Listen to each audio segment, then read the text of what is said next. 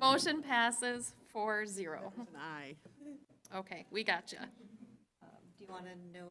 We are going to note that we amended the agenda with an informal presentation before we started with the student representatives. They had a National Honor Society meeting to get to, so they have already done that. And we have 2 absences. And we have 2 absences of Jeff Hegle and Candace Carda. Okay, now we're ready for citizens' comments. We have 1 request for a citizen's comment this evening, Mr. Lazinski. At this time, I welcome you to the podium.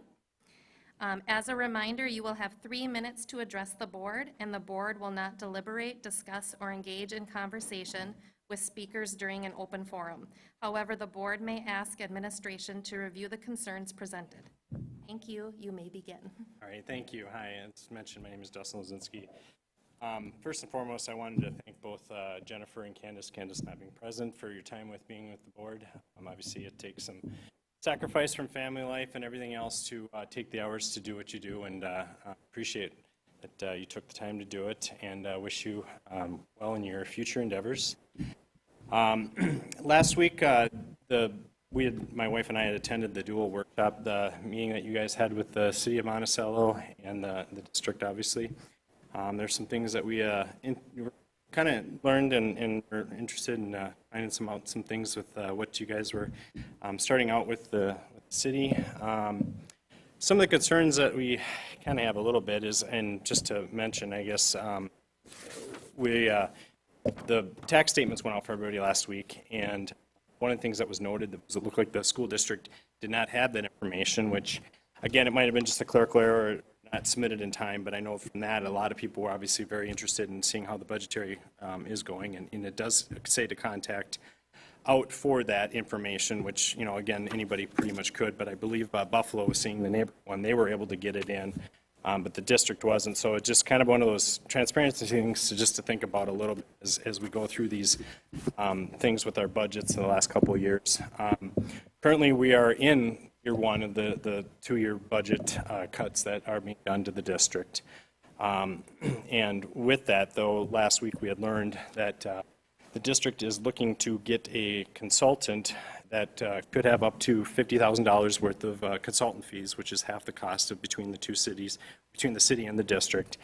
And for us, it's kind of a big concern in the sense that we're going through these budget cuts, and here we are spending $50,000 towards this, especially when the middle school sports had its cuts. And, you know, for obvious reasons, we're trying to, you know, tighten our belts and get things in control from a budgetary means. I do want to note that the last time a consultant was used was for that survey on the referendum that you guys had voted on and pushed through, but must have been something, you know, about that survey that didn't quite get the information from the actual heartbeat of the community to get the right answers, because in actuality, the community overwhelmingly voted not to proceed with the referendum. So consultants can go either way, but it, again, spending money when we're in the middle of a budget cycle, it seems not fair to the taxpayers to be able to go through this. And maybe there's better timing for this, meaning that we are trying to make programs work and have the students get as much as they can out of our district in the schoolroom. So, so really, it looks like you know, you need to spend some money, the possibility of saving money. I understand that the program is going to try to save long-term costs, but being that there wasn't any real prime examples brought forth last Monday, it again makes us wonder, is this a good time to experiment with this? Because in all actuality, we're trying to make all of our programs and focus on what schools are designed to do, which is academic success and improving scores. And you know, as seen from just your guys' website with the falling grades over the past years, and some of the data that was just shared now with the CAC group, you know, being down to 59% proficiency with, you know, close to 40% not being proficient last year, and you know, end of last year, it's a concern. So not having these distractions with these partnerships and stuff, I think, is important for us to focus on what we need to do. I'm sorry, it's been 3 minutes. It has been, okay. So basically, just I look forward to you know, having the upcoming years with academic focus and plan with the partners and parents and people of the community. So thank you. Okay, moving on to the, Yeah, we don't have just like open forums. Yeah.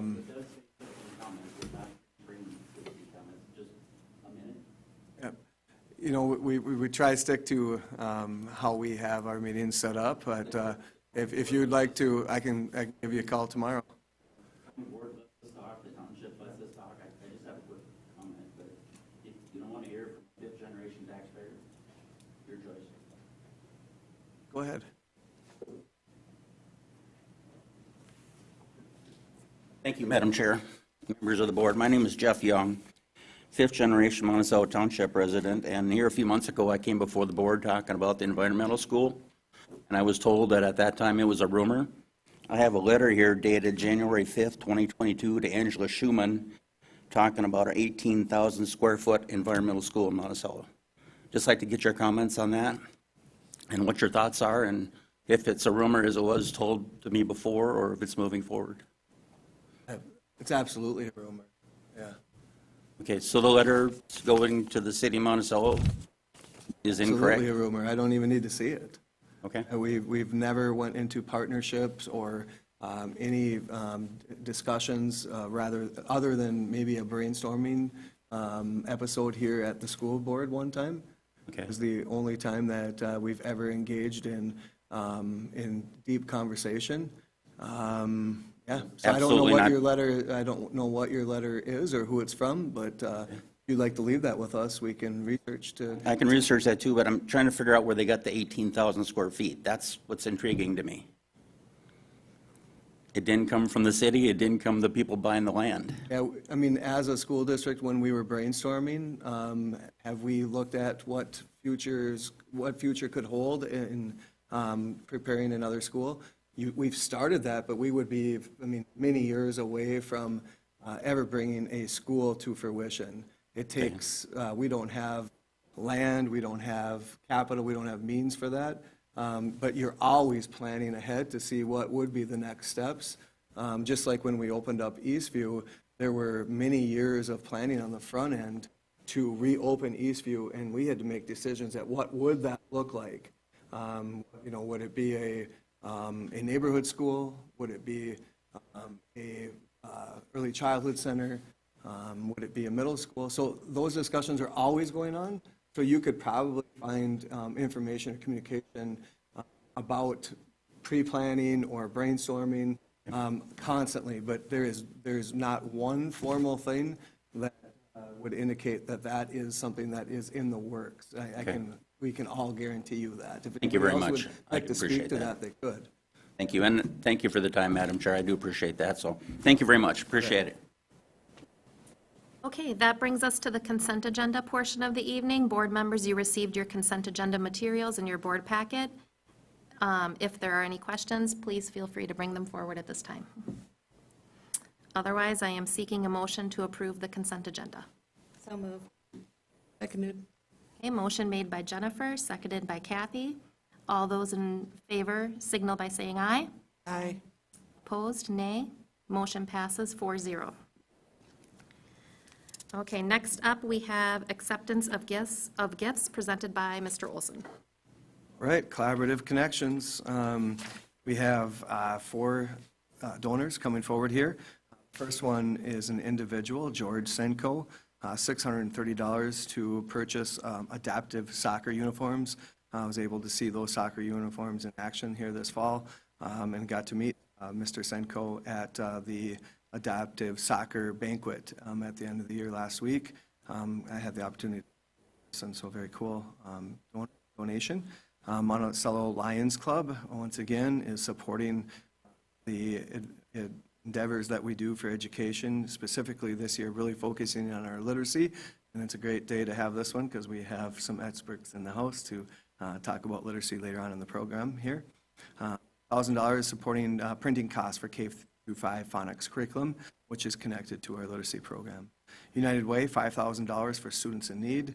And as always, we've had a need for some of our students who need some of the basic items to be successful in life. United Way has always been a proud sponsor of the Monticello Public Schools, and $5,000 that go into our student centers in order to help students in need. And another one for United Way, $15,000 for mindfulness programming. We contract Michelle Holthaus to get into every classroom in our elementaries, and then also doing some work at select groups at our middle school and high school, but to teach students some resilience techniques, some breathing, and some body movements to help them prepare their minds so that they're ready to learn. So it's something that we've been doing for several years now, and I know that teachers really appreciate the extra help to give our students the tools that they need to make stressful situations in their life so they can get to the learning. Okay, thank you to those donors, and I will need someone to read the resolution. Therefore, be it resolved by the Monticello School Board, number 882, to gratefully accept the following donations from George Sentko, $630 for the adapted soccer uniforms, from the Monticello Lions Club, $1,000 for supporting costs for K-5 phonics curriculum, from United Way, $5,000 for students in need, and from United Way, $15,000 for. I need a second. Seconded. Resolution read by Jennifer, seconded by Kathy.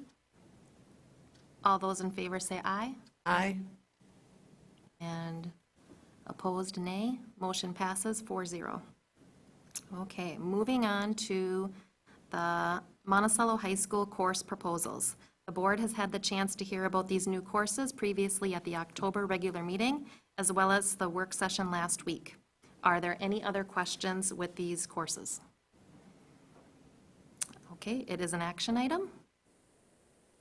I move to approve the courses as proposed. Seconded. Okay, motion made by Jennifer, seconded by Kathy. All those in favor signal by saying aye. Aye. Those opposed say nay. Motion passes 4-0. Okay. Moving on to the Community Education Annual Review. One of the things we try to do as a board is take advantage of opportunities to hear from all of our departments and programs across the district and to share that information with our community. Tonight, we are really excited to have our Community Ed Department here to provide an annual update. Welcome. Well, welcome. Thank you. A lot of people here today. Well, I'm Jeremiah Mack, the Community Director for Monticello Schools, and I get the pleasure of working with all of these people, so they get to make us all look good and do all the programming. So I'll introduce them. So we have Janine Severson, who does our Northwest Talent Academy. Jennifer Johnson, who's our Early Learning Coordinator. Andrea Greenwald, our Magic Adventures Coordinator. Stephanie Lamb, who is our Enrichment and Marketing Coordinator. And Brendan LeBeau, who is our Facility and Recreation Coordinator. And Kristen Zalek is not here, who is our Aquatics Coordinator. So we're just kind of go through and highlight what our last year was. Trying the new stuff here with Gavin. Good to be the guinea pig today. Just last year, our fiscal year 22, we had a wonderful year, especially coming out of COVID. If you all remember, we had no programming starting in March of 2020 for 4 months, and then slowly having some programming back other than mandatory childcare. So we had zero revenue. Oh, thankfully, you guys helped support us during that time and kept everybody working. But this past year, as people coming back and going back into program, we had an amazing year. We had over 8,500 program participants, and that's tough because it's tough to count how many people count on volleyball teams or basketball teams. So the number is quite larger than that. We had over 4,300 different individuals take a class. So that is quite a few different individuals and a lot of people taking multiple classes, taking gymnastics or swimming lessons or whatever that may be. We also had over 56 different district groups use our school facilities for over 4,600 hours of usage, and 17 outside district users that could be Stars Dance or anything else that's not locally housed in Monticello School District with over 2,200 hours of use. And our facilities were used over 300 days last year. So you think about it, our schools are busy all of the time. Doesn't matter what it's for. And that doesn't include school use. So that's just out of school use. It doesn't include high school sports. And we don't always have a great handle of all the stuff that kind of goes on out in the grounds outside at times too, because it's open to the public when it's not in school use. But now we'll let each of them kind of talk about their highlighted area. I'm going to go through. So Ken's first. So we have served students from birth to age 5 and families through ECFE Learning Readiness and our nature-based pre-K program out at Bertram. And so this last year, we served over 100 ECFE families at Eastview who came and attended classes. And for our preschool classes, we had over 270 students. And at nature-based, we had 32 students. And then we offered some fun events. It was fun to bring those back finally and interact with families within the community. And so we did our Big Wheels event and a scavenger hunt out at Bertram, and we had over 300 plus people participate in those events. So we're looking forward to doing more of those and adding some more activities this year. Hi, everyone. I'm Andrea. So the Magic Adventures program is our childcare program through our school district. And so we're open at Pinewood, Little Mountain at Eastview, before school, after school. Eastview, we're open 12 hours a day during the day for a preschool wraparound program. We are open most of the non-school days except for district holidays, summertime open 12 hours a day, and early release days as well. So like everybody's been saying, our world is so nice now that the pandemic is, I don't want to say over because everybody, but it's just been a really enjoyable experience getting back to normal. We went on 20 different field trip locations throughout the summer. We like to go twice a week to get off site and have fun. We also go on field trips during non-school days. And I think we've served the most amount of students we've had so far since we started the program 4 years ago. Right now we're sitting at 40 employees. I do have a waiting list of 80 students because we need more staff. And so we're considered a certified center through the state. So our staff have to be background checked, fingerprinted.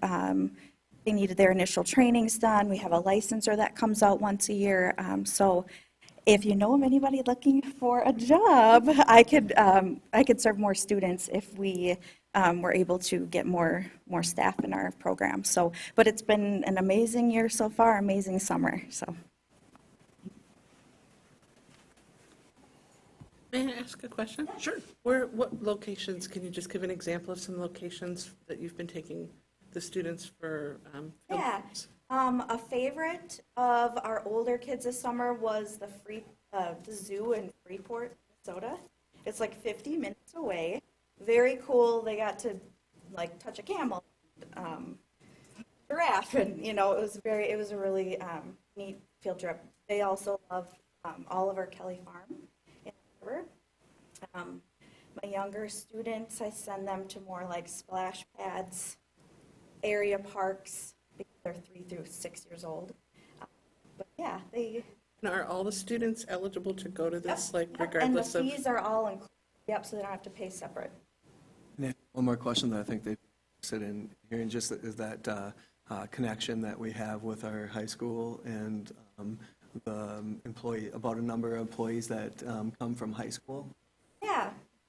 Gosh, I think right now I have 8 to 9 high school staff, so I would say, well, maybe I have more than that. I should before I came here. Yeah, I have a lot more high school and college staff come in the summer, but yeah, I would say 3 to 5 at each of my buildings.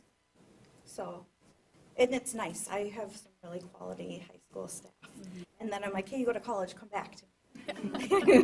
Can I just clarify your numbers? You said you had 80 80 on the wait list. waiting lists, and how many kids enrolled in the program? 205? No, 250. I think I have on the. Waiting list for Eastview is the largest. When I looked the other day, we're at 30.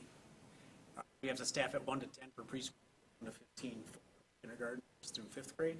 So, and then it might be based on who number 1 on the list or coming and going. If you have students that might have higher needs, it might be to 1-to-1, so you might be able to you might hire new staff, but then take one staff in, or you hire new staff and somebody else leaves. So you don't have to stay on. Yeah, I worked this morning. And Every if you- day, I didn't, like, that we had to start a little bit later today. I'm just on the fly every morning. Like, am I going to be subbing somewhere? Because people Well, are sick and they have vacations. So if you had the staff, you'd have room for those 80 students that are on the I waiting think we'd list. have room, yes. Yeah. Yeah, we're blessed at Pinewood, Mountain, and Eastview. We definitely have room to, but we just don't have the staff. How does that waiting list compare to previous years? I'd say it's more, but, Kids in this year. yeah, I think St. Michael I was just in a meeting with area coordinators, like everybody has a wait list around the state. I want to say they have like 150, 200 wait list, so I feel a little bit better about that, but I still come to work every day stressed about our wait list.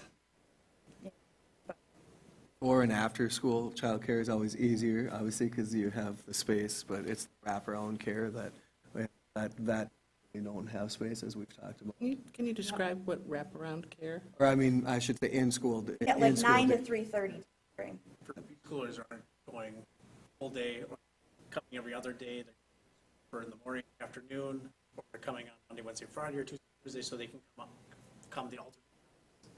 for preschool. So even then, we only can take 20 kids because we have 2 staff in the room. We couldn't grow those programs right now to be the numbers of after-school, just because we went space with all the different. We might be able to Classes. take a kid in, might wants to daytime, but they could only come, but they couldn't add before and after school, because we don't have the staffing to fit their whole schedule. Can I ask a quick question? How from the job fair? Yeah, but they can't, so I can't just fill it with high schoolers because they can't, with licensing, they can't close alone. And so I can really only have so many high schoolers. That's yeah, I wish that licensing was a little bit different because I have very trustworthy high schoolers that I would 100%, trust open alone, but And they'll have to be at least 16. Is there any plan to use the early childhood class that we added as a youth service program or anything during the school day?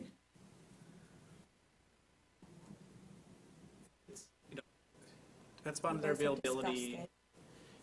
discussed it. If we ever do other changes, yes, we'd love to have. Because we've had several have volunteers from Right Tech and come over for experience.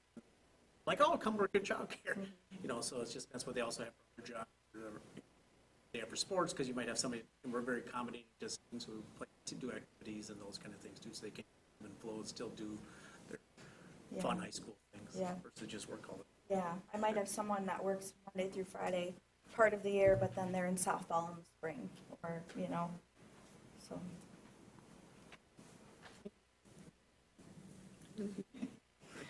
I'm Janine Severson, and I am the coordinator of Northwest Talent Academy, NWTA, which is a collaborative between 10 local districts, Monticello and 9 others, and we offer courses designed for high-achieving or gifted and talented students within those districts.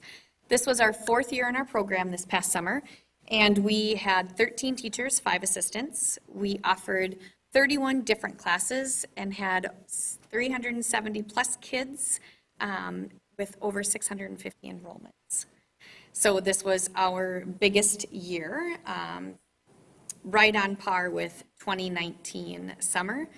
And we were on track 2020 summer because our registration starts in February. So our registration numbers before COVID hit were already set to surpass the previous year. And then now the last 2 summers, we've just been trying to work our way back up. And this past summer was very successful with the different offerings that we had, the teacher quality with the teachers from different districts that put in proposals, and the students that we had were just phenomenal. So we're very excited for our 5th year. We are in the process of collecting proposals right now from the different staff from all 10 of the different districts that are in part of the collaborative, and in the beginning of December, we'll take a look at all those proposals and start putting them together to create the schedule to go to Jeremiah in January, and then Stephanie puts the catalog together for us for new registration to open the first week of February. So Is it a challenge to recruit teachers for that program? it is. Because a lot of teachers aren't thinking summer already, and for us, programming has to start now so that we can get everything in order to be ready for registration in February. And teachers are burnt out and they're exhausted. They think, oh, I have this great idea, but I don't have time to put a proposal together right now. It's hard. The first 6 weeks of school, we try to leave them alone, and then after MEA is when we start sending out all of the information to teachers. All of the district representatives send it out to their individual districts, and then we just answer questions and try to help give them support if they've got ideas, how we can help to put it into proposal form so that they can have that, because come next spring, they're really excited and want to teach, and if they don't have a proposal in, oh, I'm sorry, I'm too late, oh, is there any way I can get in yet? And so by then, the catalog has been created, registration has been going for at least a month or two, so yeah, it can be hard getting teachers, but those teachers who have taught with us in the past come back year after year and are very excited and talk to their coworkers and other staff in their buildings, telling them what a great program it is to work with, and the kids that are in the program, students that want to be there, and the family, how supportive all the families are. So that's always helpful and good. So. And we like to do it early too, so then if the teacher's class doesn't run, because we decide usually around spring break time, if things are running or not running. That way, if they still want to work in summer school or do something else, they still have time to go find those jobs in their district. So they keep their opportunities open. All right, next on here is swimming lessons. Chris is not here today. So we offer a lot of swimming lessons in the summertime. We offer 5 blocks during the summer, 1 block usually during the spring. We have some of the best swimming lessons in all of Wright County. Even heard it at the city meeting the other day. The city council members like, no, we go to the pool at the high school because we like their swimming lessons. We have wonderful teachers that Kristen want to highlight. She's done a great job of recruiting with the swim teams and getting quality instructors. They don't get thrown in the boat right away. They just don't get thrown in. They usually have to learn how we do business, and then they get to help teach all of our swimming lessons, and they keep coming back year after year. Even Claire Boatmaster keeps helping out, and how long she's been, she just loves coming back. And then with COVID and coming back out of COVID, we started doing private swimming lessons during the school year as well, which has been very successful because we have a hard time doing swimming lessons during the school year between the swim club and the swim teams. Nobody really wants to take swimming lessons at 8 o'clock at night with your little child. But so we have some of the great swimming lessons this year. Last year we ran 4 days one week, 5 days another week. We have block group lessons. We have private lessons. We have, they can do 4 weeks, 4 days, 5 days, and 9 days. Our hardest thing is always telling parents to wait to sign up. So don't sign up for all 5 weeks now. Then in the office, we don't have to move you 6 times around because if you passed or not. We have a lot of options. You might not just get the exact time you want. We also listened to our instructors this past year, so we condensed it into one straight block of time versus having a morning, an afternoon break, and then coming back for the evening. So we kind of go from mid-morning through straight for like 7-8 hours straight. So it is I think the staff like it, and it's just better for them, so they're not having to go back and forth and having a break. But swimming lessons, we do several thousand kids through swimming lessons in the summertime. And we also have a philosophy that we want every kid, if they can't afford it, at least to be able to have one free swimming lesson, because it's a valuable skill, especially here in Minnesota, to be able to learn how to swim in the summer. So next, we got Brendan. All right. Brendan LeBeau. I do all of our recreation and our facilities. I was asked to talk about our extremely popular fishing team.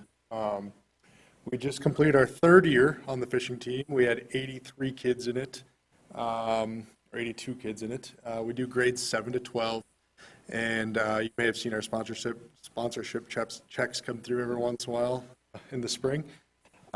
So basically, we take these 82 kids and we go. We start meeting in February, March time, And we meet every other week, and we bring in some sort of expert every week and try and like really teach them something about fishing before, while there's ice on the lakes. Try and teach them a skill, and then we do some sort of team building after that. And so by the time the water opens up, we are ready to hit the lakes every week. We we designate one day a week, Thursdays, to meet, and we kind of split up between 3 lakes because obviously you can't fit that many boats on a lake. So we split up between 3 different lakes, and we kind of have a couple different skill levels. But so we meet each Thursday, fish on the lakes, on the local lakes, and then we also have weekend state tournaments where it's not just us in Monticello. We usually send like 8 to 16 kids to the big tournaments that are statewide. We're playing like Becker and Minnetonka and all those other big schools, and those are on the big lakes like Leech Lake, Mille Lacs, and all the big ones. So, and then obviously we do. So that middle picture is them at the one of the state meets, and then we also do a bunch of volunteer stuff too. So on that picture on the bottom right, we always go to a couple lakes and clean up the accesses before the season gets going. We'll go out and do Riverfest, and we're selling ducks. Pretty much anything we can do. We just got done finishing up at the Fleet Farm Trunk and Treat event. So try and get out as much as possible and give back to all these people that are sponsoring us. So we have a really good group of kids. They do awesome. And it's, we just finished up our 3rd year now, and you can really see the progression from the beginning of when they started to, a couple of the seniors just left, and they were very, very good by the time they leave. So it's awesome to see that, happening. So that's the fishing team. Brendan, is there any, last year, if I recall correctly, there was some discussion about the possibility of the state high school league or something being involved with this? So that's that middle picture. That is, it's not the state high school league that runs it. It's the SATT, Student Angler Tournament Trail, and that's our like statewide thing. They're the ones that run the 5 to 6 championship Saturday or Sundays usually around the state. So it's not a Minnesota State High School League, but it is. It's a state organization, I guess. And I should say we wouldn't be able to do this without our volunteer boat captains. A lot of these kids have dads or grandpas that help us out each week with a boat, but we do have like 5 to 10 guys from the community that they come out strictly to take these kids out, and it's absolutely, we couldn't do it without them. One of them is Tina's husband, Dave. Dave's awesome. So yeah, we couldn't do it without those guys for sure. And we need more, always need more. So, anyone that wants to run a boat for some kids in the all summer long, we're usually on the water. Usually right around opener fishing, up through like the end of July or early August. So it's kind of a different out of school sport. I think if I remember correctly, Kathy, Gary was also talking about looking into criteria for lettering. Yeah. Right? Yep. So has that Yep. been followed up It's on? definitely, yeah, we'll have it as an option for next year for sure. Oh, good. We did have it as an option last year. I don't know if we had any kids that go through with it, but we did have it as an option. We have the criteria written. Awesome. Do other schools offer a letter in that? Yep. Becker is a really good team, so we have. Yes, to emulate. And the final thing tonight to talk about is Peach Jar. As many of you have seen, if you have kids in school, we have a digital flyer distribution system that we implemented 5 years ago. So instead of sending all the paper flyers home, the teachers in the offices didn't like sending home, switched over to an electronic company that allows us to send digital flyers out to all of our families. Every school has it as an option. There's somebody in their office that can set out flyers individually to their own schools. So they can only send to their own building. Us in the office can send to all the school buildings. And then it also allows community groups to submit a flyer to community ed instead of dropping off the paper. And we'd have to count and sort them and then tell them how many our counts were all the time. It'd take up lots of valuable staff time.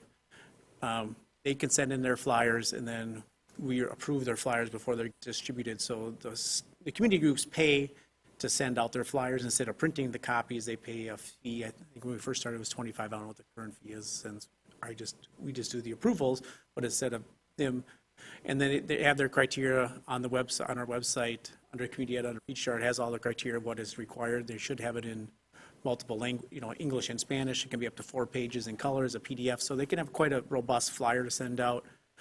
Some of the other community groups, though, we're partnering with them, like the Lions Christmas Basket, they can send those out. So as a community service, those things go out to our local community members. I do turn down quite a few flyers that are more solicitation. They're trying to sell our family stuff. Like, no, that's not the purpose. We don't want that. But we do, almost all of our local ones do get approved because it is a local community event. It could be the church is putting on a community event. It could be the Lions. It could be the city. So everybody can put in their flyers. Then it goes through us. They go out. Then all the flyers are always posted on each school's website, which just ties back to their building. I don't know if we can open that. Gavin, can you open the link? So this could be like what it looks like on Pinewood. Tells you how many trees were saved. It shows you what flyers are current. If you can click or not. He's working on it. So this would be what the current flyers are up on Pinewood Elementary. So the PTO asked us to send out a book fair flyer for them. So that goes just out to all the families at Pinewood. You'd have the Lions Basket. You'd have a musical production. You have center court closed basketball. So it gets out to all the families. From there, the families can click on the flyers. If it's a call to action, they can either click and they can call that person, or they can click to register through their website. So it'll redirect them right from their email back to them. And the groups do like it because they can see how many flyers went out. 2, it's updated daily as campus changes. It updates the email list for all the families. So as new families come in, families also have the option to opt out. They can just, if they don't want them, they can opt out.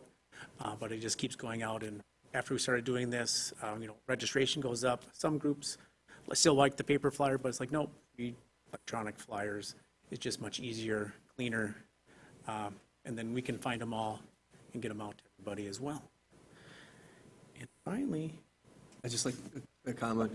By policy, Jeremiah is the person who is the designee to approve these, and so that's how that works. And I know as a response to families, I know in here who are principals or have been principals, and you get a lot of comments from families wanting to cut down on the papers coming home, and so this was a response for us to be able to do that, but yet still offer the service per policy to our community. So it's that collaborative connections piece that allows us. and also, deeper. groups wanted to get also stuff, the elementary schools are good about getting paper out, and parents are used to checking folders for stuff. But, you could never get stuff out to the middle school or high school families because it'd be on the floor or in the office. It never gets there, and parents be like, what about this ACT class, huh? But now you can get that out. You can get information out to the parents because skipping the students, just going to mom and dad's for driver's ed, for whatever might be coming up, ACT classes. Sodexo used to use a lot, send all the lunch menus out every month to all the schools. So, different ways to get that information in front of the families, since most families nowadays live on their cell phones, and you can see it on your cell phone and just help take care of things much cleaner and save trees, save time, cost any staff time for us to go approve or deny. So any questions you have about our community ed department over the past year, other than the ones you already had? I have one. Kathy?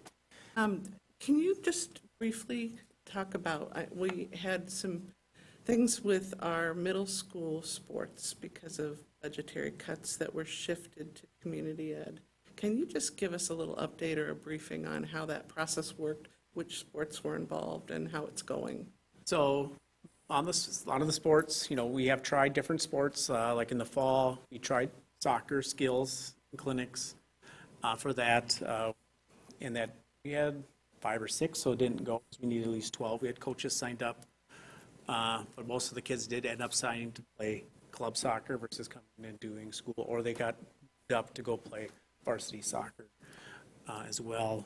For the winter sports, that's all being club-based, so we'll see when we get to the spring for that. So it's been okay, but kind of when Mr. Servendal asks of things that we want, or Mr. Revy asked us, and then we go and put those things together for what is missing or what they want. We just, Brendan and I work together and just figure it out with Gary and Amy to figure out a coach who can do this, and then just meet the need as it comes and goes. So. Well, that'll start right after Christmas break, so it's going to be when we start middle school sports. School, the same coach is we might have games, but we have, it'll be a good substitute for them at least. Girls basketball, we believe we're going to combine. It's good right now. Combine with the boys then now in January. Any other questions? Okay, well, thank you. You. Next up, we have the World's Best Workforce and Achievement and Integration Summary presented by Cindy Foshing. Hey, good evening. Hold on here. Let's see if I can.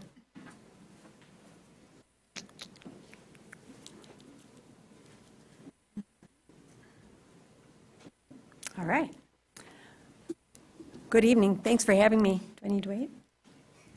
Should I wait? You can go ahead. Okay. All right.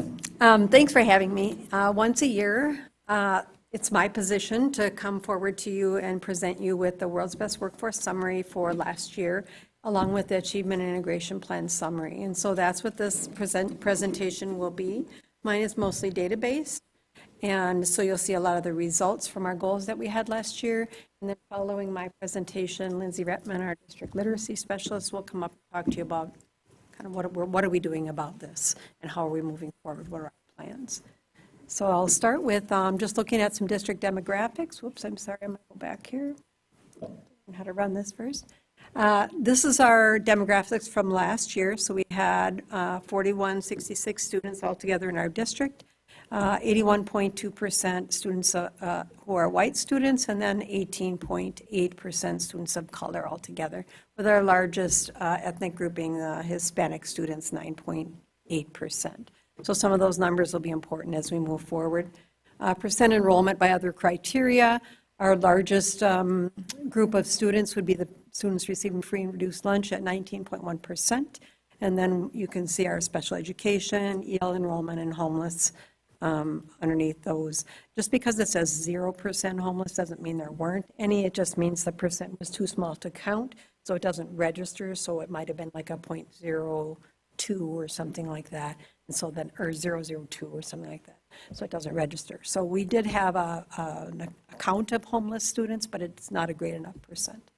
If we look at the progress towards English language proficiency, this is a measurement that MDE keeps a pretty close watch on for us and for all schools. So our average progress towards proficiency was 53.3% compared to the state average of 53.1%. So we're right at the state average pretty much.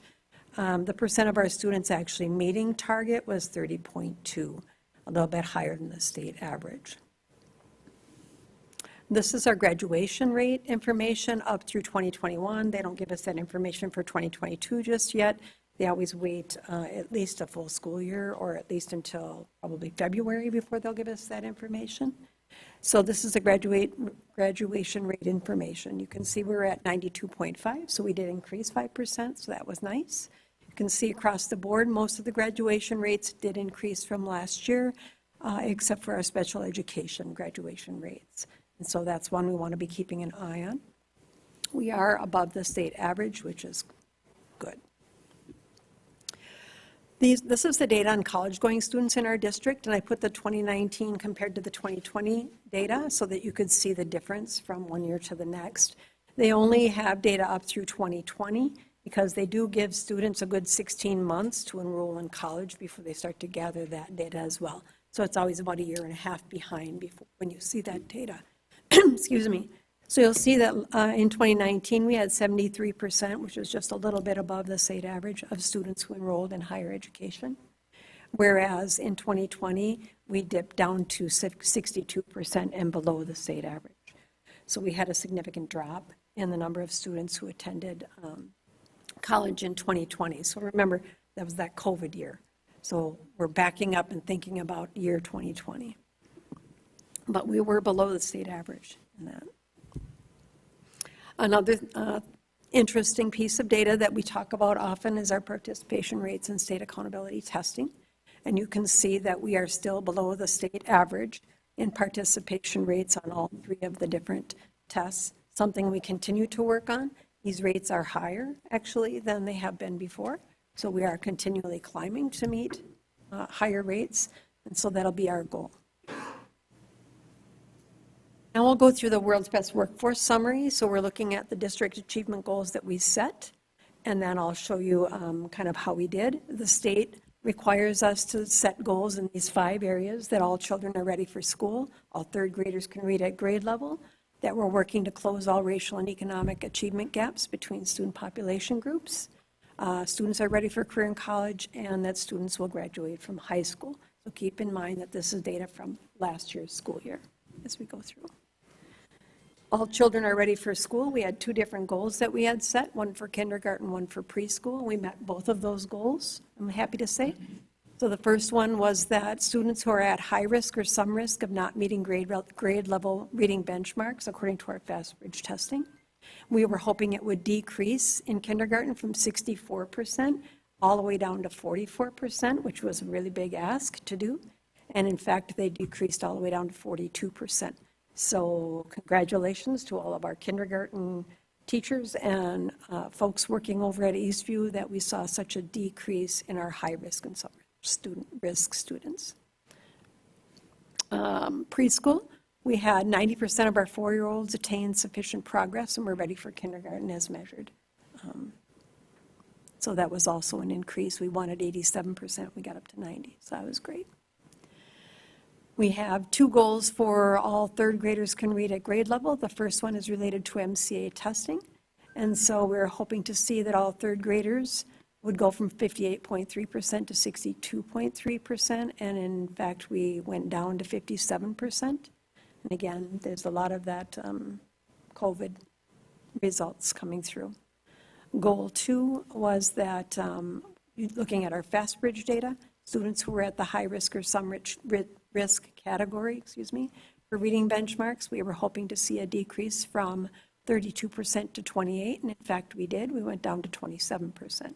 So on our FastBridge, the FastBridge test is testing whether or not you're at risk of not reading at grade level, whereas our MCA tests are measuring your proficiency on the state standards. So they're really measuring 2 different things, just so that you understand that. We had 4 goals for closing racial and economic achievement gaps. And so, I'll just say up front, we did not meet any of our goals, and we saw increases in gaps across the board for all of our student groups. So the first one was between white students and Hispanic students. We were hoping to decrease the gap from 17.7 to 13.7, and in fact it increased, and now it's larger, and it's at 22.3% gap. For students who qualify for free and reduced lunch or not free and reduced lunch, there was a 20.9% gap, which we hope to decrease by 2%. We actually increased it to 21.1%. The third one was a gap between non-English language speakers and English language students getting English language supports.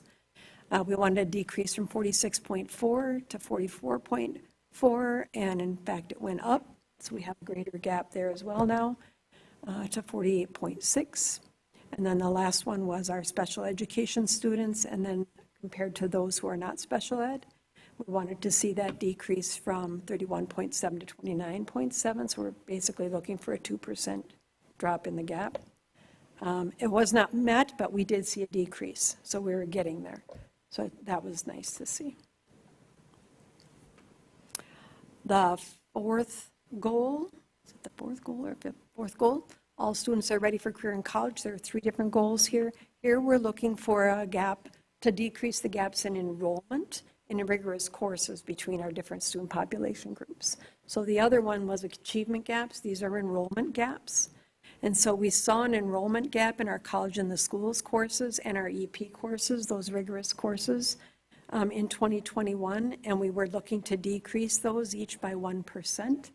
When in fact, CIS, the gap grew to 9.6, whereas our AP gap did drop. So we had a smaller gap between students of free and reduced lunch and students who were not on our APs, so that was good. Gap number 2 was the enrollment gap between white students and students of color, and then we again were looking for that 1% decrease in those gaps, and each time we saw an increase. In fact, with the CIS courses, the colleges and the schools, we saw a significant jump in our gap, went up to 6.8, and same with the AP, up to 9.2% gaps. So we're going to have to work to close those gaps again next year. And then goal number 3, we wanted to increase the number of juniors who took the ACT test, who were proficient, or who met all 4 benchmarks on an ACT test. So that would be reading, math, science, and writing. And so if you met all 4 of those benchmarks, you're included in this statistic. So we wanted to go from 40% students who did that up to 44%.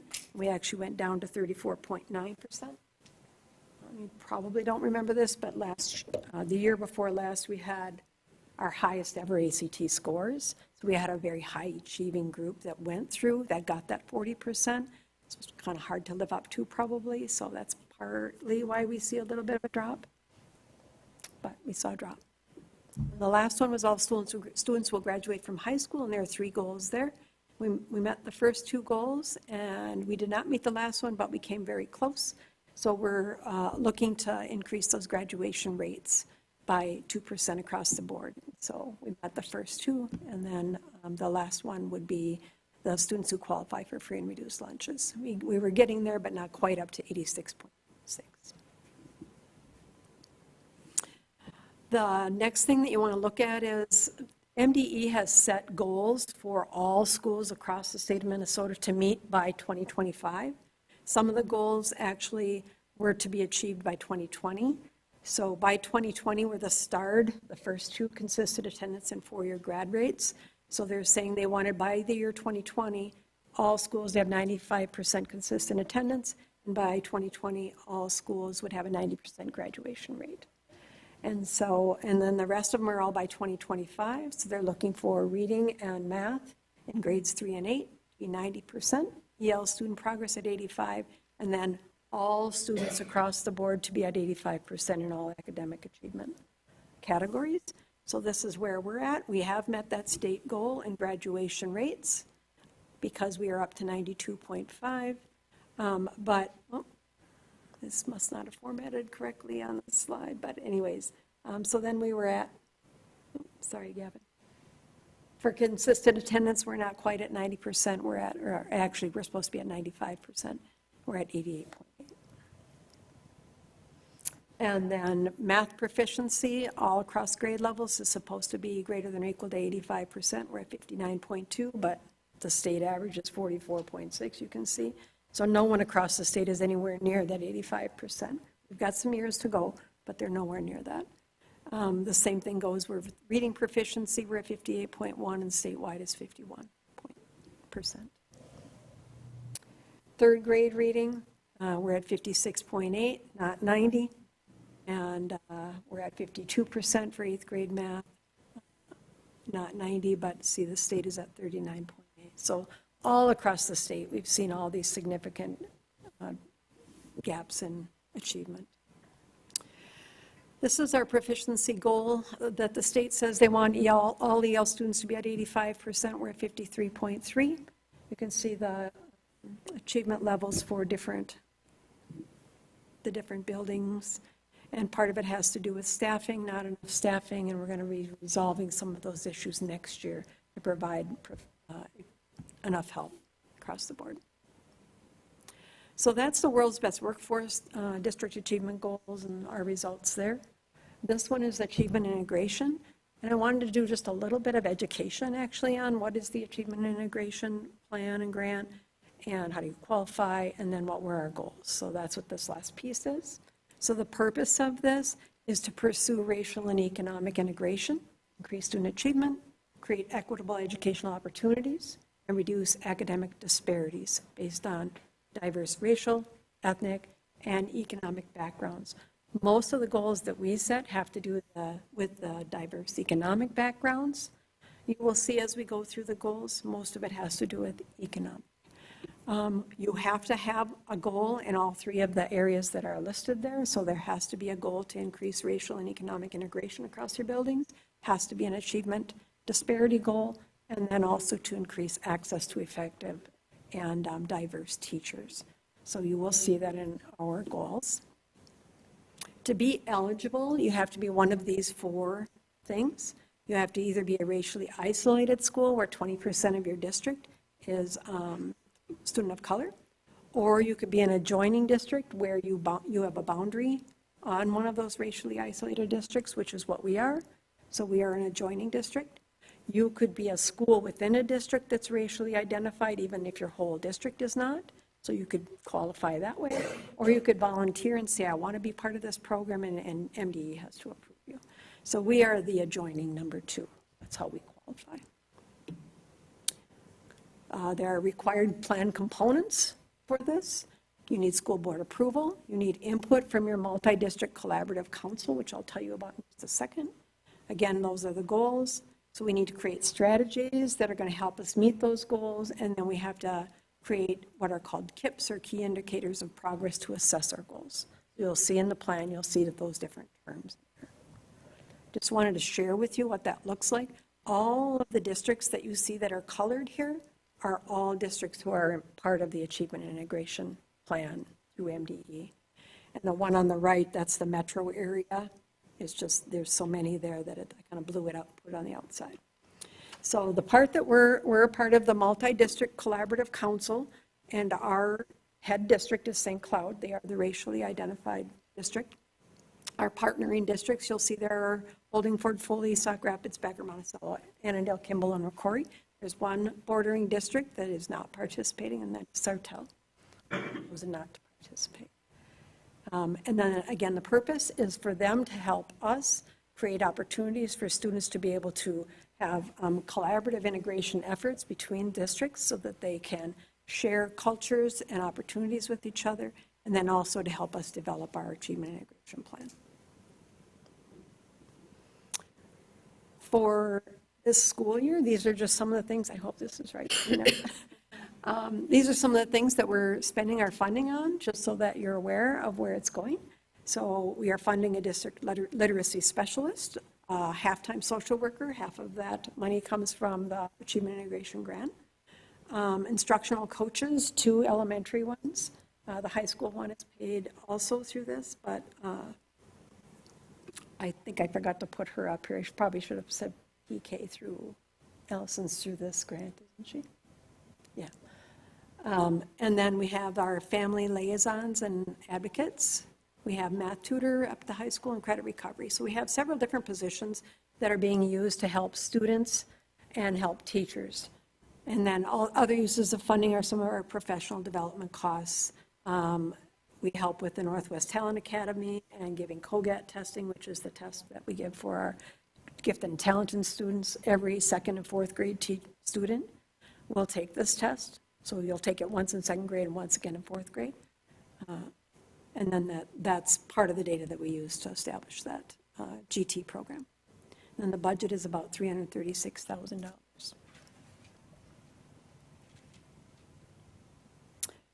I think I went to the wrong one. No, that's right. I just wanted you to see, you're going to see some of this terminology that says low poverty or high poverty district. So we're considered a low poverty district at 19.1%. And then we're considered neither high nor low in diversity when it comes to 18.8 students of color. So we're neither high nor low. And so when you, these are a little bit hard to see, but the first chart, it's talking about percentage of experienced educators in our district compared to other districts. We have 93.12% experienced educators, whereas educators in either high or low poverty districts are both quite a bit lower than ours. So we have a very experienced staff. Same with that same 93.12 compared to districts that are either high diversity or low diversity. We're still much higher than those are as well. So we have a very experienced staff. Percent of licensed educators were also much higher We're at 98%, which is higher than either of the other categories, in percent of licensed educators, and the same with compared to districts that have high percentage or low percentage students have diversity. And then percentage of educators with advanced degrees. Again, we're higher in either category. So we're very experienced, we're very licensed, and we have a lot of extra education in our district. So it speaks a lot about our teachers. Our diversity, however, is lacking, and this is not a Monticello issue. This is an issue for everybody. And so this is why there are programs like a Grow Your Own kind of a program to try to gain more diversity in staff across the country, honestly, not just Minnesota. So we have 2.2% non-white teachers, only 8 non-white teachers in our district. And if it's supposed to match the diversity of your student population, so if we have 18.8% students of color, then we should have 18.8 teachers of color, which would translate to 67 teachers, and we have 8. Okay, so we have some work to do in this area, but HR is working very hard on recruiting and career fairs and doing a lot of different things that will help us try to grow this. We also got a teacher mentorship grant through PELSB, and so we're going to be working through that process too to retain all of our teachers of diversity. Now, I'll quickly just run through the five World's Best Workforce, A&I goals. The first one has to do with students who are eligible for free and reduced lunch, increasing their math proficiency scores. We met some of our goals, you'll see, but most of the goals you'll see in the A&I plan were either not measurable, so it says NA, or oftentimes not met. The percentages were lofty. They were set back in 2020, before any of this happened. The plan was written before COVID, and then COVID hit. So you're going to see that a lot of the goals are not met, which MDE does understand. So we were measuring math confidence levels, and we were measuring math passing grades and summative evaluations in classes. And so you'll see that we had some confidence, not very much, 71% confidence in the middle school. Wasn't measured at the high school, but the proficiency levels were pretty good at the middle school, 92%, 74% at the high school. We also had gains in essential math concepts as reported by teachers. They did see that those students who were getting that extra help were gaining in math concepts. Didn't necessarily mean that they achieved on every single exam, but they gained confidence and some abilities. Our enrollment gaps for students of color in math courses did go up to 14.9, so we did meet that. And then also pre and post observations in our programs created fair and equal access to our math programming. Our second goal was the same except related to reading. So we were measuring through our reading intervention classes. So the second one, we wanted 95% of our students who were in our reading intervention programs in the middle school receive passing grades in their summative assessments. Did very, very well, except for a little blip in 8th grade. But again, that 8th grade number of students in our reading intervention was much lower. So if you have a couple of outliers, it kind of throws that percentage off quite a bit. Whereas our 6th and 7th grade is where most of that was happening, and the numbers are quite high. So that was good. Coaching opportunities, you'll hear about that from Lindsay, all of the professional development that's going across the district. Lots and lots of teachers with literacy support happening across our district right now. So that's exciting. The goal 3 was to increase participation and enrollment, free and reduced students in opportunities across our district. A lot of these were not able to be measured. Whoops. But we did have integration class happen across our district. So we had a high school teacher from the English department partner with a high school teacher from St. Cloud Tech, and they did American Indian unit together, a cross-cultural unit together. So we had 27 students participate in that. This year, we're on track to have an elementary one, a middle school one, and a high school integration activity. So that'll be exciting to see next year.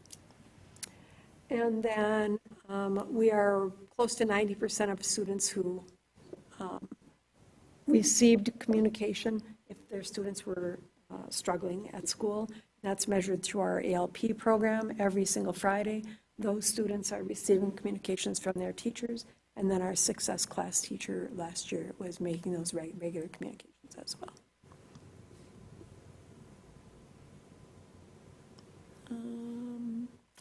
The interesting one here is again, we talked about the decrease, and we wanted to decrease our gap, but instead it's at 9.9% for students of color in rigorous courses. And then our fourth goal, increase access to classrooms taught by teachers trained using cultural competency. And we had additional training last year through virtual asynchronous instruction on our professional development days, which many teachers participated in, cultural competency or culturally linguistic instructional strategies. So we had all of our teachers participate the year before, and then last year an additional group did some advanced training on that. So in the end, just to say that we'll continue to make improvements in the areas that we did meet. We're hoping to make even greater improvements, focus on these unmet goals by using our MTSS process that we have in place right now, really come up with strategies and look at our root causes for why things are happening, and then develop a plan. And then Lindsay's going to talk with us about the professional development and family engagement that's happening this year. So I'm going to let you, I should see if you have any questions before I move to Lindsay. You might have questions when we're done, like for the both of us. Cindy, can you talk about how you gather the group that's going to come up with the strategic plan to increase our percentages to goal? So that's going to be our MTSS leadership group. And there are 20-some people in that group. And it's got all of our principals, all of our school psychs, district social worker, literacy specialist, instructional coach, superintendent, me. So we're all involved in this process. And then we'll develop all of those tiers of instruction, and then we'll really look at the data and come up with a plan. Are there other questions for Cindy right now?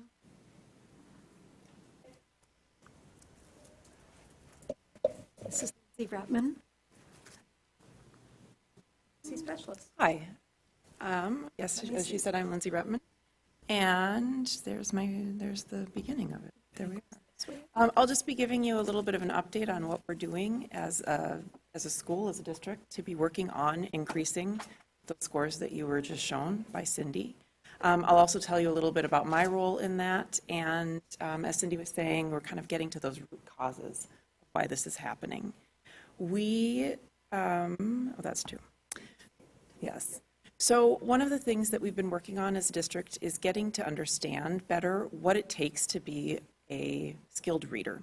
So in the past, it seemed, and this is only my third year in Monticello, so when I speak about in the past, I'm speaking about a general kind of what it's like to be an educator. But in the past, there was this idea that to become a better reader, we just needed to have the kids read more. And if you were to take a look on this graph, and this is a graph that's called the Scarborough's Reading Rope, and it's by a reading researcher, and as you can see, it is not new. It's been around for a while. But when we think about when we're doing these tests for kids, we're really looking at how well they're doing as a skilled reader, and even beyond, how they're able to apply that reading to be able to answer those questions and do those tests. And that's the kinds of things that they need to do well academically. We are able now, the more that we keep learning as a district, and the more that we keep bringing in, we brought in a consultant, which I'll talk to you a bit about in a second. We're learning more about how reading can really be parsed into many different areas that a student has to have in order to be a skilled reader. We can think about it mainly as two parts, one being the language comprehension. That's the idea that a student can understand what it is that they're being told, so that in the same way, if they're reading something, they would be able to understand it if it was being read to them. The other aspect for being a skilled reader is to be able to recognize the words on the page. You need to be able to decode the words on the page. When those two things come together, that's when we have reading comprehension. We also know that if we're going to, I'll go back to this, if we want to know more about where students are in that word recognition phase.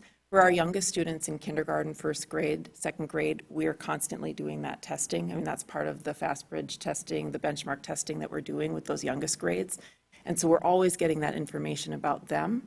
However, as students are getting older, we tend to not be mining that information as much. The idea is that the students are already decoding proficiently, and that that's not what they need, that all of their instruction would be focused more on other aspects, deeper aspects of comprehension. But we're finding out that a lot of students, their comprehension difficulties have to do with word recognition. And a way that we can see where kids are in their word recognition and their decoding is really in their spelling. And this is last year in spring we did as a screener and as a way to sort of prepare for this year and be thinking about how we could best allocate services. We had all of our students in K through 5 do a spelling inventory. And the spelling inventory has 25 words on it. They're appropriate to be spelled, they're words that they would be able to spell at their grade level, that they would be taught. And we're looking at it, they're not able to study for these words. We're just giving them this little test, and the students are writing those words with what they know from phonics. And we're looking both at how a child can spell the whole word, but also all of the individual parts of the word, the blends, the vowels, the consonants. We're looking at what it is that they know, what they'd be able to apply to their reading to be able to decode, because the spelling and the reading go very much hand in hand. When we took a look at it, this is all of our elementaries together, about a third of our students are in the low risk zone, meaning that they're on track. Their spelling is on track, indicating that their phonics, their decoding is on track. A third were in the some risk, and a third were in the high risk, approximately. This means that we have a lot of students for whom we have historically been providing a lot of comprehension instruction in how to better understand the main idea and answer key questions in a text. But the more we look at this, the more we see that a lot of kids are having trouble just lifting the words off the page. The decoding aspect is really difficult for them. And if we're going to be improving our results, it's really important for us to be getting in there and really improving the decoding. This is not something that was new. You know, last year also there was a survey that one of our reading specialists gave at one of the elementaries, and we asked teachers in this survey, do the majority of my students have developmentally appropriate spelling skills? 5 being I strongly agree, and 1 being I strongly disagree. And many teachers were saying, no, my students do not have adequate spelling skills. So to me, it's always interesting when the hard data matches what it is that our teachers are observing. To work on this is taking a lot of teacher learning. I've been working in education for 20 years. This is my 3rd year in Monticello. And I will say that for a long time, I was told as a teacher that the spelling instruction really wasn't getting us anywhere. And so what was meant by that was the tradition of sending home a spelling list on Monday and having parents drill a kid on it throughout the week and then getting a test on Friday wasn't yielding results. And that's true. Kids would be able to spell the word often for the spelling test, and then it just would kind of leave their mind and not be applicable as they were writing and reading. And so what we've really been looking at is how do you teach spelling? How do you improve both the students' spelling and their decoding, their ability to read the words? We have a few things going on. MDE did something really that I haven't seen MDE ever do last year, which was they provided funding for any teacher who wanted to, K-12, I believe, K-12. They aimed it at the beginning at mostly K-3, K-4 teachers, but then opened it up wider because it is not just K-3 or even K-4 students who need to do this work. It goes up into our middle school and high school students. But they provided training it's very, very intense training on how to be teaching all aspects of reading and spelling. That LETRS stands for Language Essentials for Teachers of Reading and Spelling. And so the reading and spelling are combined right from the very beginning. The idea that we're going to be providing instruction in both. The other aspect of this, and we have 32 educators who are doing that, 32 or 34, I looked that up. But mostly in our lower elementaries, but also some teachers in the middle school as well who are taking part in that. And it is many hours, and it is intense, but it is amazing. And the conversations that we're able to have as a group who've been doing that training have been really some of, I would say, the most rewarding professional kind of conversations I've had where we are working together as a team to really solve this. The other thing that we're doing district-wide that all teachers are participating in our elementaries is provided through CARI, which is out of the University of Minnesota. It stands for, help me? Center for Applied Research in Education Improvement. And so we have a consultant that we've been working with both last year and that continued into this year. And so she's providing much of the same that the teachers who are in the very in-depth letters training are getting, but in smaller doses for 45 minutes twice a month. Lions Club helped, yes, to fund that. That kind of sustained professional development is really important for this. We need to be having this go on for some time, and we needed to have this be happening where the same teachers are working with the same consultant over a period of time. And that's how we see learning. A lot of times professional learning kind of happens and it's there for a bit and it goes away. And I think that this has been really powerful for us to be involved in the same training for over 2 years. I'll show you a little bit. It's not just the training, but then we also needed material to use to teach this. So I'll show you a little bit of what this looks like. It was developed out of our consultant that we work with, who is at CARI at the University of Minnesota. She formerly was a director for SCRED, which is the St. Croix River Education District. And SCRED had developed over time a phonics curriculum for kindergarten through second grade for schools, for their schools, to be increasing their students' decoding ability and their spelling ability. And it's something that we started using last year, both as a means to be providing students with really high-quality phonics instruction, but also as a way for teachers to be, it's also a continued professional development for teachers to be going through this experience and teaching using this. I'll show you a little bit of what this looks like. So this would be an example, first grade. In first grade, they would be learning that there's the long A sound spelled A-I and A-Y, and in different parts of the word, it tends to be spelled in different ways. So as you can see, if you hear that A sound at the beginning or in the middle, it's going to be spelled A-I, and if it's A sound at the end, it will likely be spelled A-Y. We learn a lot about not only just the letters that are on the page, but also, and not just the sounds, but how it is in our mouth that we're forming these sounds. And that's been the other incredible thing about this learning that I've been doing with others in our district and seeing in this curriculum is how much there is that our speech and language therapists have been knowing and doing for a very long time that we need to bring to all of our students. And so that's part of what's tied into this as well. So not only listening for those sounds, but also drawing kids' attention to how it feels in the mouth and how it looks in the mouth. There's a I do, we do, you do aspect to all of these lessons that just keeps cycling throughout the lesson. So you can see in this, the teacher would be practicing blending first and modeling that for the students in a may, gale, modeling it, doing it with the students, and then students have a chance to be doing it on their own while the teacher is listening to them. The other thing that happens in these, and it's not going to do the animation, but that's okay. So another really important aspect is what's called orthographic mapping. And orthographic mapping has to do with being able to hear the individual sounds in a word and being able to connect them with the letters that are part of the word. And that's where we see the breakdown happen for a lot of students, is that they're not hearing the individual sounds in the word, nor do they recognize, they kind of tend to read words as sort of a whole word, and they're not recognizing the parts of it. So in orthographic mapping, pretend this would be blank, and I would say the word bail, and the kids and I would all go, B-A-L, bail. And then we would be filling in that there was the three sounds, and then for the first sound, B, what letter did we hear? And we're all writing a B. A in the middle. Ooh, how would we spell the A in the middle? Is it going to be A-Y or A-I? It's probably going to be A-I, and then we continue that. And that would happen as I do, teacher models it, we do it together, and then students would have opportunities to do this as well on their own.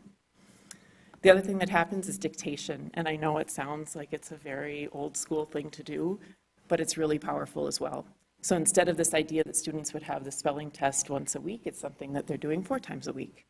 And they're working on these dictations where it's not only just words, but also a student learning to listen for all of the words in a sentence, and then being able to put that sentence on the paper. We know that to be a student, that's really important, and it's something that we've been neglecting. By we, I don't mean Monticello. By we, I mean education in general has been neglecting for a really long time. The students have to be able to do that. They have to be able to keep a sentence in their head and be able to put it down on paper. This has been another really interesting part of this, that we're seeing a lot of students really do struggle with this aspect of all of these lessons to be able to do the dictation. And so it'll usually be a blank page. The teacher reads it, child writes it, teacher puts it up, we check it together. The students are checking each other's, the students are checking their own, and they're correcting it right there. The final aspect of these lessons is that they're going to be taking that, reading that phonics pattern, and then reading it in connected text, meaning that it's going to be text that is connected through several sentences. And so as you can see, a student would have highlighted all of the words that had that phonics pattern, the AI, AY. They would be going through and reading each of the words that they had highlighted, and then going through and reading the whole text. And they'll have different texts like this throughout the week that they're reading. And one of the cool things that teachers have been doing is that they have these on Seesaw. And so the child is often recording themselves so they can listen to themselves later. Parents can listen to them read, and teachers can listen to them read. Because there are times where we read it all together, orally, but there's also times where students are reading this independently, and it's a great way to be able to hear it from all students. One of my roles here is to be helping teams do this work. This is a lot of work. This is a lot of new, it's new but not new. You know, these are things that have been around for a long time, but it's not something that our teachers have been doing. And so we've been working on this together as teams, and how we're going to be, how we would approach this as a team, and taking a look at the, we've also been really, it's been important for us to be looking, looking at the data. So that's the other aspect of what I'm doing with teams, is taking a look at every week, we're assessing the students on their progress towards this. So by the end of the week, the students would have, the idea is that they would have this pattern down. And so quickly as a teacher, I have this little page. I'm going around the room. I'm putting it in front of each student. I have a little check mark page where I'm listening to see how can this child read this word? Can they read these patterns, these words that are individually there? They're not in sentences, because that's what a lot of students have been using for a long time to read, is they use the sentence to help them get going and kind of guess at the word. There's no guessing here. You have to be able to read it. And you'll notice there's also the asterisks. The words with the asterisks are nonsense words. So we're looking at how well can that child apply that spelling pattern to a new word, because that is something that they will have to do as they're encountering larger and larger words in what they're reading. And we also take a look at high-frequency words. So the students that week would have practiced, in this case, the words find and kind, which are high-frequency words. We're tracking that data. So you can see this is in kindergarten. We were looking at, for kindergarten, we're starting not with reading, but with just letter recognition. And so where students were in recognizing their lowercase and uppercase letters, and this is one kindergarten class. And so I've taken the names off on the left, and so we can see how individual students are doing across the weeks. Each one of those bigger, where it says like letter names information, letters K through O, that would have been 1 week of instruction. So we can see how they're doing across weeks. We can see how a class is doing. We can see how across a whole grade level, how students are doing. And what we're looking for is what we're seeing here. And there are fewer and fewer students in that risk category. The colors are indicating levels of risk and levels of proficiency. We know that not all students are at the exact same place at the exact same time. And so what's happening, I'm at Little Mountain 2 days a week. And in those grades, in first grade, second grade, and in fifth grade right now, which fifth grade as well is doing this, we're taking a look at where students really are and meeting them we're meeting them where they are. So if a student needs to be working on listening to those words and spelling those words that just have 3 sounds in them, that's where they're going to be working, because we know we need to be filling in those gaps for the student to be able to successfully be moving on to the next step. In the past, there's kind of been this idea that students will just learn to read when they're ready.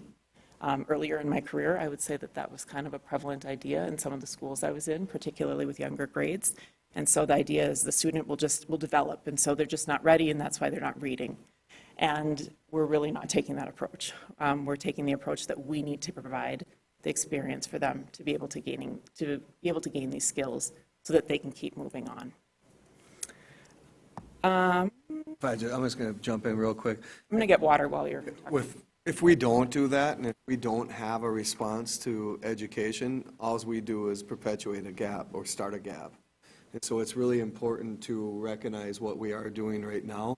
And I think coming out of the pandemic, it'd be easy to have excuses. We don't want to have excuses. I mean, our strategic plan, we are trying to move forward at a very fast rate.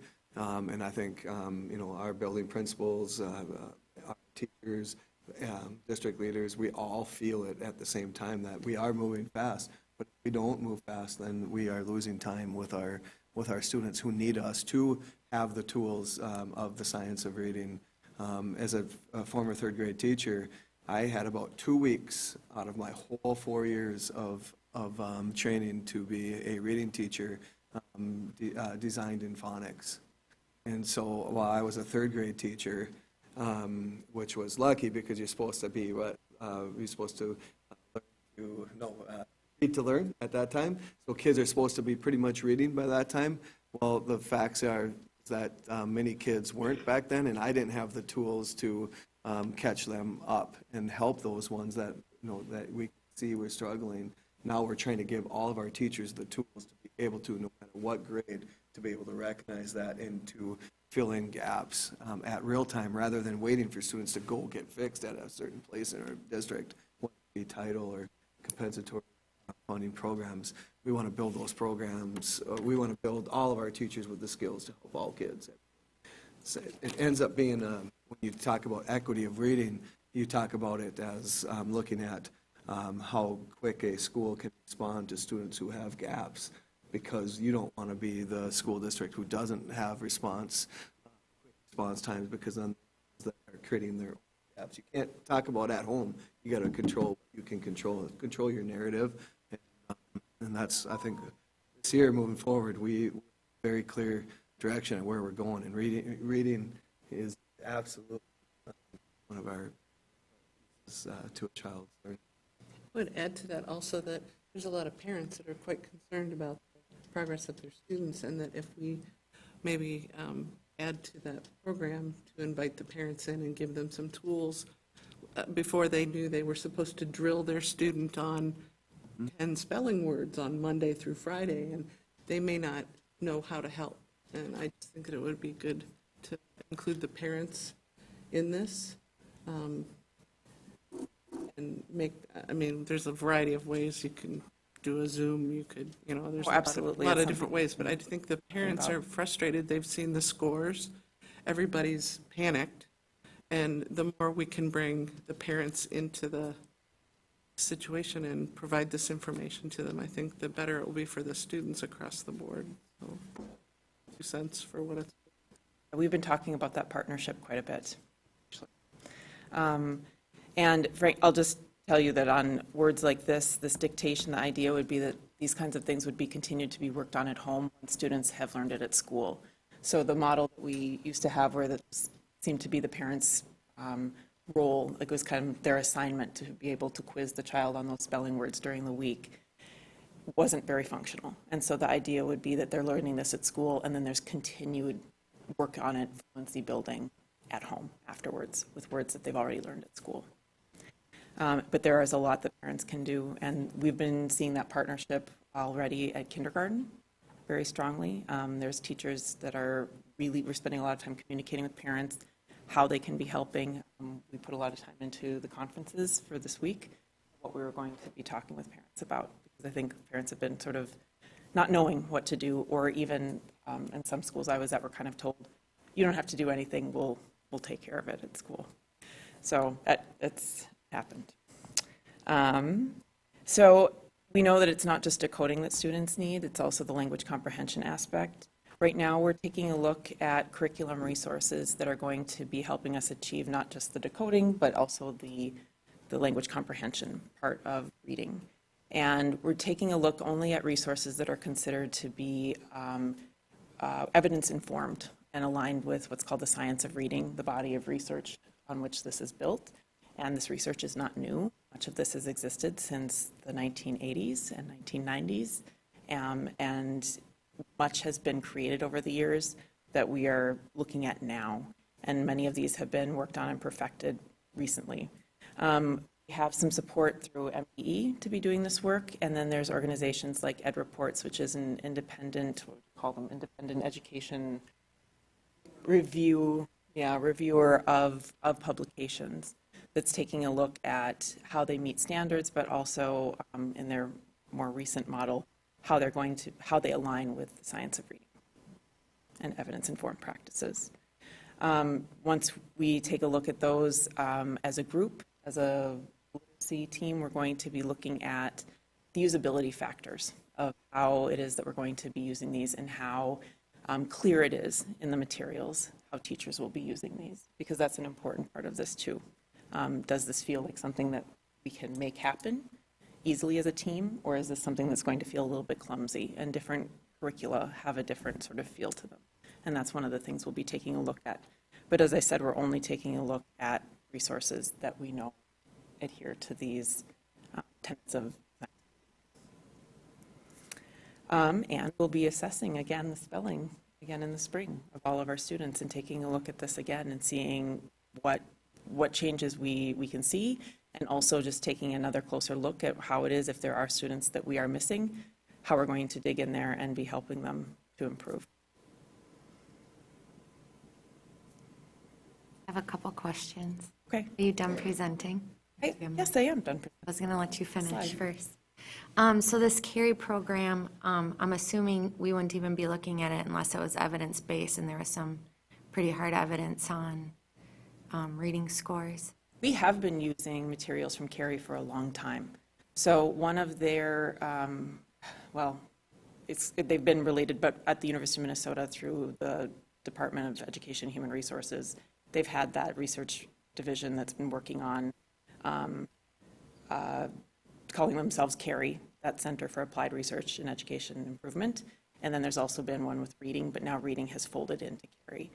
But the division that focused only on reading produced, it's called PRESS, and that's what we've been using for our reading interventions in our elementaries for 10 years, almost. 8 years. And they've been around for a long time, but thinking of them only as materials to be using as interventions with students who were struggling. And that's common in many, many, many schools. And the way that we were teaching core instruction to all of our students differed from that. And for the reading intervention, when we use that curriculum, that's been shown to be efficient and productive and produces good results? Yes. If it's used in combination with core instruction, that also is aligned. So if we're pulling kids in different directions and teaching them different approaches to reading, that causes this chasm that it's hard for those kids to fill. So it's really important that those are aligned and that the kids are getting a full instructional experience. Okay. And you said right now we're doing with our first graders? Kindergarten, first and second. You're in And there first. was a fifth grade at Little Mountain who was interested in taking this on when they saw where their kids' spelling was. They said, let's take a look at this and dig into this, which is big for a fifth grade to do. That's a difficult thing. You were talking about teaching third grade and not feeling equipped, but at a fifth grade, it's huge. So then my mind goes, okay, now we've got these young ones, and Eric kind of touched on this, and Kathy talked about getting parent involvement, because obviously you said it's kind of a rigorous training for our teachers to go through to get them up to speed on this. Is that correct? And so my question is the gap, the students right now that have that gap in learning, if there's anything that we can do right now with our educators and families to help decrease the gap. I think there is, and I think we were just talking about that this morning, in fact, actually. I don't know what the process would be for bringing in more community involvement to talk about and plan for that, but that's something I would like to do. Figure like right now, our teachers are on a 2-year extensive learning process, and so not that we're not involved parents throughout, but it is to get going on your inviting new educators in. You want to have your own people have as much, but that is definitely next steps on the horizon here. Not to say that they won't. They are doing those. They are having those conversations during conferences as well. Looking at what they can and how to go even. further with parents will be part of next steps. Yeah. I have just a question. As kids progress, into middle and high school, we all know that if they were struggling readers in elementary school, that the problem is compounded very quickly as they move into middle school and high school. You mentioned that there was like 30-some teachers that have gone through this. Were all of them at the 5th grade and below level in our district? Or were there any- Four are in middle school. No high school teachers? I believe no high school. And then is, And moved to middle school. so is there a mechanism using the letters system or anything like that that we could, maybe we're already doing this with our middle school students and our high school students to try to remediate some of the kids that are poor readers now, especially now that we're switching from a comprehension-based guess at the word in the sentence to more of a scientific approach. I mean, this impacts the kids' reading and writing all the way through, and it impacts their life trajectory, significantly. So, I mean, maybe that's pie-in-the-sky optimism, but I would like to see our middle and our high school students that are identified as struggling to have some type of literacy support to possibly remediate the areas that they gaps in from this type of instruction. There currently is literacy support that's happening in both what we call like Tier 2 settings and Tier 3 settings. So working with 7th grade, right? Joy in 8th grade is working.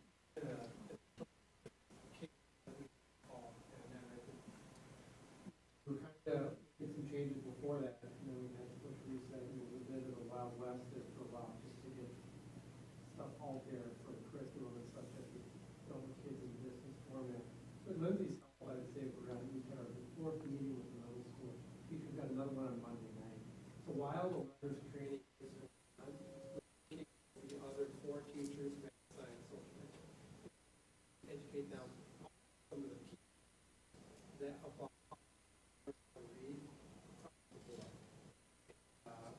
I shared it at the fact meeting the other night. The middle school teachers are very receptive to philosophy. More about it. We're counting on those language arts and reading teachers. Learn everything they can right now, be ambassadors to that message, and then continue that dialogue with their colleagues from here on out. And then as we work with students, we have to be more, all the teachers have to be more consistent in the philosophical approach, whether it's in math, science, social, as kids struggle in those classes, with approaches, with understanding what works, and at the same time, trying to get the kids to take some ownership in that role as well, has been a bit of a challenge. So it's there, receptive to it, the teachers are, and our middle school format changed from more of a being assigned semester course and giving extra help while staying in your language arts and reading class. And now we kind of try to customize that instruction, fit the model of the complexity of the middle school child and their reading. It's much harder to customize that.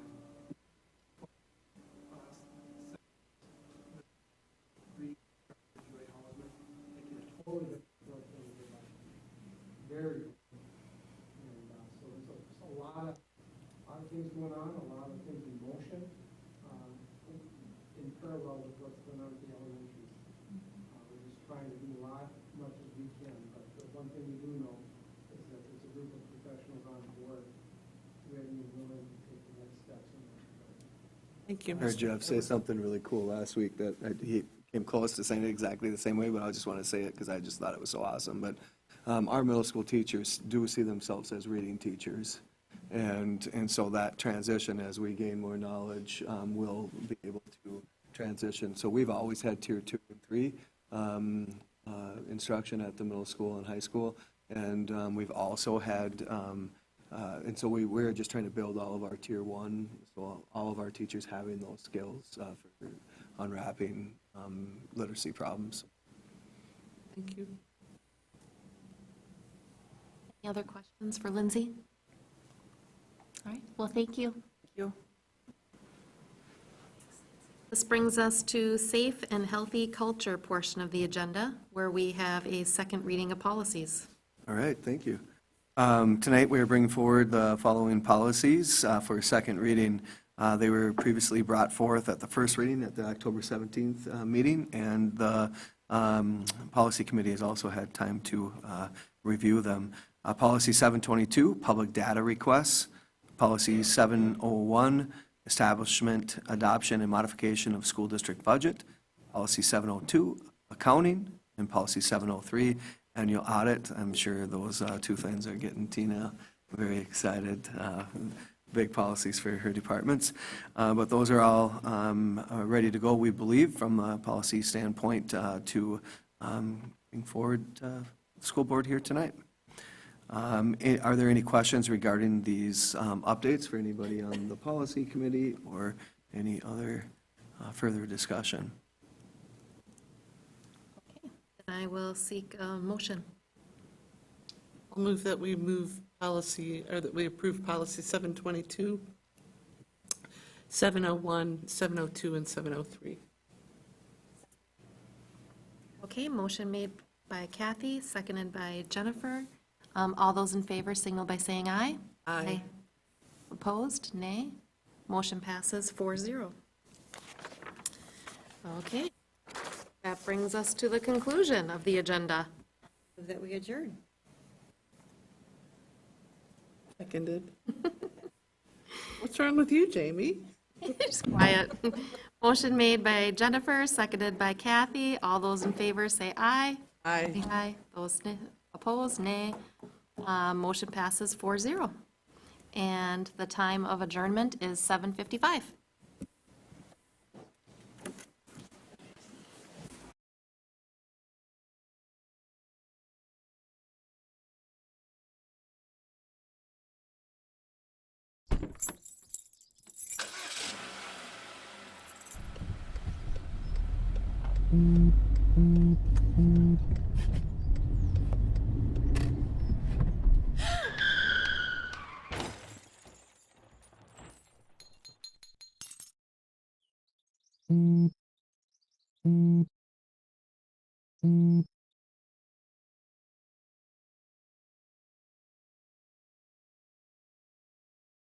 Hey Bobo, do trees tell each other stories? I'm sorry, I'm afraid I don't know that. Hey, why don't we go find out? Listen. Do clouds take naps? I couldn't tell you. Dad, do stars visit their friends? Look,